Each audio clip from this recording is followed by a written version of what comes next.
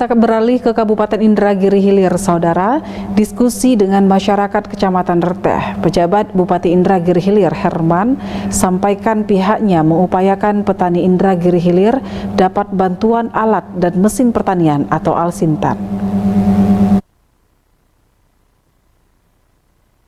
Sebagai salah satu sentra penghasil padi di Kabupaten Inhil, Reteh menjadi salah satu kecamatan yang diprioritaskan oleh pemerintah Kabupaten Inhil dalam upaya sektor pengembangan pertanian.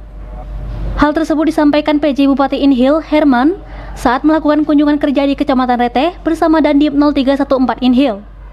PJ Bupati Inhil Herman mengatakan, pemerintah mengupayakan perlindungan terhadap petani melalui rencana asuransi pertanian. Sementara untuk meningkatkan produktivitas padi, pemerintah kabupaten berupaya menarik bantuan Alsintan yang disalurkan Kementerian Pertanian pada tahun 2024. Ditambah upaya mendukung stabilitas hasil panen dengan rencana menjual hasil panen padi kepada ASN dan TNI di Inhil. Kita perhatikan mulai dari irigasinya, termasuk nanti pupuk, bibit, termasuk ini nanti kalau perlu seluruh petani padi itu kita asuransikan.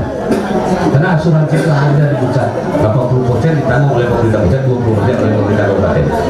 Sehingga apabila terjadi gagal panen, banjir, apa, itu kompensasi per hektar itu dapat 5 juta. Bukan lihat soal nilainya, tapi dalam bentuk perhatian pemerintah terhadap petani. Dan ini perlu kita buat, dan ini kita menjadikan skala prioritas supaya pada saat nanti terjadi gagal panen kita tetap berharap gagal panen itu, sehingga terjadi gagal panen mereka tetap dapat kompensasi. Maksudnya kalau dia misalnya milik 10 hektar ya kali kita dapat 60 juta dan kurang kompensasi untuk menyambung hidup bagi para petani tersebut. Dan begitu juga nanti mungkin bantuan pengadaan pertanian itu dari kementerian, nanti ini ada pengadaan pertanian sebesar 1 triliun.